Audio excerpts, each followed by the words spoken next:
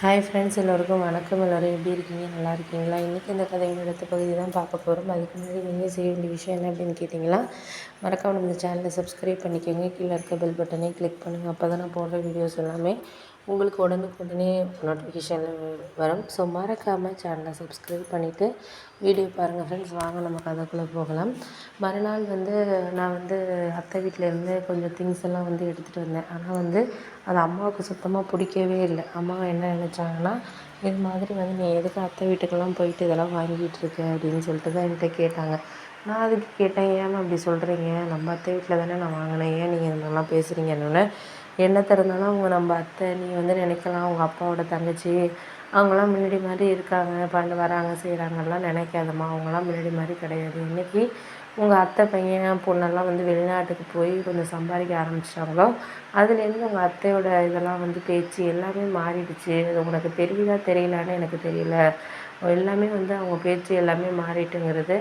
நான் ஒரு ஒரு விசேஷத்துக்கு போகிறப்பையும் சரி, நீ ஊரில் இருக்கிறதுனால உனக்கு தெரியலை. ஆனால் எனக்கு அது நல்லாவே தெரிஞ்சிருச்சு. நீ கல்யாணம் பண்ணிக்கிட்டு போனதுனால எப்போயாச்சும் 6 மாதத்துக்கு ஒரு தடவை வர்றேன், இல்லை ஒரு வருஷத்துக்கு 2 தடவை 3 தடவை தான் வர்றேன். அதனால உன்கிட்ட நல்ல விதமாக பேசுகிறாங்க, எல்லாம் கொடுக்குறாங்க, வாங்குறாங்க. ஆனால் உங்கள் அண்ணன் போன வாரம் போயிட்டு ஒரு 10,000 ரூபாலாம் பணம் கேட்டான். அது ஒரு வாரத்தில் தந்துடுறேன் அத்தை, ஒரு 10 15 நாளில் கூட தந்துடுவேன், நீங்கள் கொஞ்சம் தப்பாக நினச்சிக்காம கொடுங்க அத்தை, ஒரு இதுக்காக அப்படின்னு சொல்லிட்டு அவன் கேட்டதுக்கு என்கிட்ட 1 ரூபா கூட இல்லைடா அப்படி இப்படின்னு சொல்லிட்டு, நானே ஹாஸ்பிட்டல் போகிறதுக்கு யார்கிட்ட வாங்க போகிறேன், என்ன பண்ண போகிறேன்னு தெரியலடா அப்படின்னு.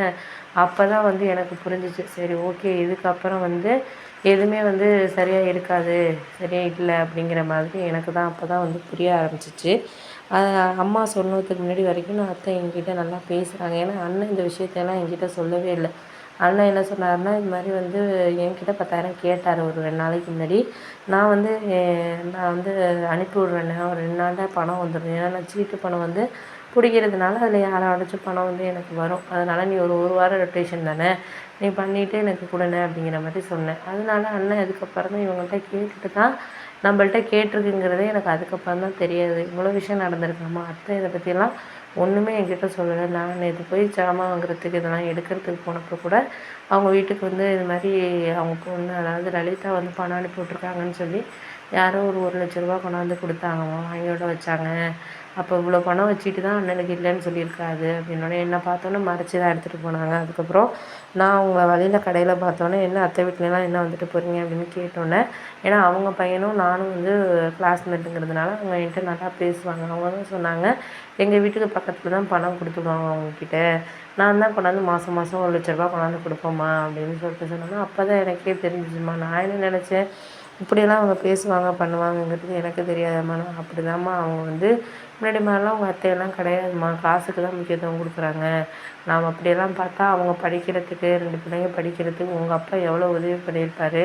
அவர் வீட்டையே விற்று பூர்வீக வீட்டையே விற்று காலேஜ் படிக்கிறதுக்கு ஷேருக்கு கேட்டாங்க அப்படின்னு சொல்லிட்டு அவங்க வீட்டை விற்று கொடுத்தாரு. உனக்கு தெரியும்ல நல்லாவே. நமக்கு அதில் ஒரு லாபமே இல்லை. அப்போதைக்கு அந்த பணம் ஃபுல்லாகவே இதாக தான் ஆகிட்டு, நம்மளுக்குள்ளேயே போயிடுச்சே தவிர ஒன்றுமே நம்ம பண்ணிக்கல செஞ்சுக்கல. அப்படி இருக்கிறதுனால அதுவும் ஒரு இடம் இன்னும் கிடக்குங்கிறது எதுக்காகன்னா, நான் சொன்னேன் உங்கள் அப்பாட்ட, இப்போ எல்லாத்தையும் நீங்கள் விற்றுருங்க, பிற்காலத்தில் நம்ம பையனுக்கு எதுக்கும் உதவி இல்லாமல் போயிட போகுது பாருங்கள் அப்படின்னு நான் அப்போ சொன்னதை கேட்டுட்டு உங்கள் அப்பா அந்த ஒரு இடத்த மட்டும் விற்காமல் விட்டு வச்சுருக்காரு. அது இன்றைக்கி நல்ல ரேட்டுக்கு போகுது. உங்கள் அண்ணனை ஏதாச்சும் ஒரு ஃபாரின் அனுப்பணும், இல்லை உங்கள் ஃபேமிலியோடு போகணுன்னா கூட அந்த இடத்த விற்றுட்டு கூட நம்ம அந்த பணத்தை வச்சு போய்க்கலாம். அதில் ஒரு யூஸ்ஃபுல்லாக வச்சுருக்கோம். ஒருத்தட்ட போய் கடன் வாங்குறதுக்கு அந்த இடத்த வச்சு நம்ம இது பண்ணிக்கலாங்கிறது புரிய மாட்டேங்குது அப்படின்னோடனே, சரிம்மா நீ ஒன்றும் எதுவும் தப்பாக நினைக்காத, நான் சொல்லிவிட்டு உங்கள் அத்தையை பற்றி சொன்னேன் அப்படின்னு சொல்லிவிட்டு நீ உன் மனசுக்குள்ளேயே வச்சுக்கோ, உங்கள் ஹஸ்பண்டுக்கிட்ட எல்லாம் சொல்லாத. ஏன்னா அவர் நம்ம குடும்பத்துக்குள்ளேயே என்ன இவ்வளோ பிரச்சனைகள் இருக்கே அப்படின்னு சொல்லிட்டு அவங்க கவலைப்படுவாங்க. அதனால் முடிஞ்ச வரைக்கும் அவங்கக்கிட்ட நீ மறைச்சி இது பண்ணுறதுக்கே பாருமா அப்படிங்கிற மாதிரி சொன்னோன்னே, சரி நீ சொல்கிறதெல்லாம் கரெக்டு தான்.